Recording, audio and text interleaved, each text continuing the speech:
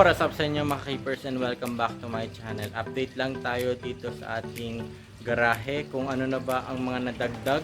So madami na tayo nadagdag, mga mollies, guppies at iba-iba pang mollies yun eh. Tapos meron din tayo mga new fry batch ng ating guppy. Madami ng mga nanganak, madami ng na-breed natin na guppy. So madami na din tayong fry na pantita dun sa ating pet shop. So papakita ko muna sa inyo ang ating mga fry. So dito sa ating garahe may mga tubs tayo dito na mga pang breed at saka mga fry ng ating mga mollies at saka mga guppy. So dito muna tayo sa unang batch ng ating guppies. So ito yung mga guppy natin. Ayan. Nagbe-breed na din pala tayo ng guppy para dun sa ating pet shop eh may pwede tayong ilagay. So ano to eh, mix to ng AFR ba yun? Tuwagin, yung super red. Ewan ko super red, basta ito yung parents. Ayan.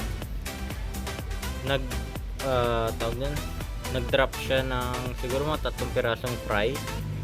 Tapos nilagay ko na agad sila dito kasi hinihiwalay ko lahat ng mga fry sa mga parents para iwas tayo kapag kinakain nila. So sunod naman is dito yung Dumbo Air Music yata kung tawagin. Ayan. Yan yung Dumbo Air Music natin na kakabili lang last week yata. Tapos yan, hindi ko sila nilalagyan ng air pump or oxygen, nahayaan ko lang. Eh may aquatic plants naman, so goods na yan. Alam ko may magko-comment or wala na kailangan nila ng sunlight. Wala din kasi akong mapaglalagyan sa kanila kasi kung makikita nyo may mga bubong tayo para safe tayo naman sa ulan. So next naman ay ito, fry ng ating mga molly. So proceed tayo sa ating mga fry. So ito yung fry ng ating black molly. Meron din tayong fry ng ating pineapple molly. Yan kung makikita nyo. Ito yung black molly. Kung makikita nyo ang cute, nililiit na nila. Ito yung fry ng pineapple molly.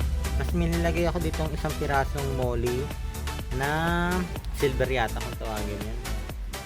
Yan pa lang yung mga mollies natin na available na fry. Papalakihin natin sila para pwede natin silang i-breed din sa susunod para mas marami tayong magiging fry ng ating mga mollies. So next naman ay ito. Itong gupping to. Yan. Good news, nag-drop na sila. Ito yung mga fry. So kailangan ko din silang ihiwalay dahil baka kainin ng parents, masasayang lang. Lalagay ko din pala sila dito sa ating lalagyan ng mga fry. Mix na sila dyan. Tapos kapag nakita ko na naman yung kulay nila, doon na lang natin silang i-identify. Siguro ang dami ng nanganak to kasi medyo madami-dami ako nakita. Isa, ito, 2, 3, kasi yung pa sa gitna 4, 5, 6, 7, kasi yun sa 8. Mas meron pa yan siguro nagtatago lang sa mga plants, kaya importante ang mga plants sa ating mga live bearers na breeder ng mga guppy na nanganganak, kasi doon sila nagtatago sa mga plants para iwas sa pagkain. So next ay ito yung kalimitan na nagbe-breed ngayon sa akin. Hindi ko din kasi alam talaga yung mga pangalan nila eh. Yan, siguro mga naka-12 yata ako dyan na fry. Hindi natin masyadong makita pa. Ito. Ayan. Ito yung male. Hindi naman yata to blue Moscow. Tignan natin. Hindi ko alam kung ano to. Hindi naman siya blue Moscow ang tawagin. Ayan, magpakuha yata. Ayan na nga natin. So baka may fry din sila kasi parang kanina nakakita ko ng 2 fry. Ay, hindi, akala ko fry ng isa. So next ay yung mga breeder natin ng molly.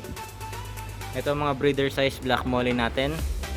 Hindi pa sila nagda-drop gawa ng kakalagay ko lang sila last 3 days ago. Mix na yun ng male and female. Alam ko medyo maliit ang ating mga lalagyanan pero kailangan natin mag-invest sa mas malaki pa dito na tab. Baka yung mga trap pan kung tawagin. Tapos ito yung mga silver molly natin. Wala pa talaga tayong makikitang mga fry. Ayan, yung mga silver molly natin. Next is nagbe-breed din tayo ng pineapple molly. Ito yung mga pineapple molly natin.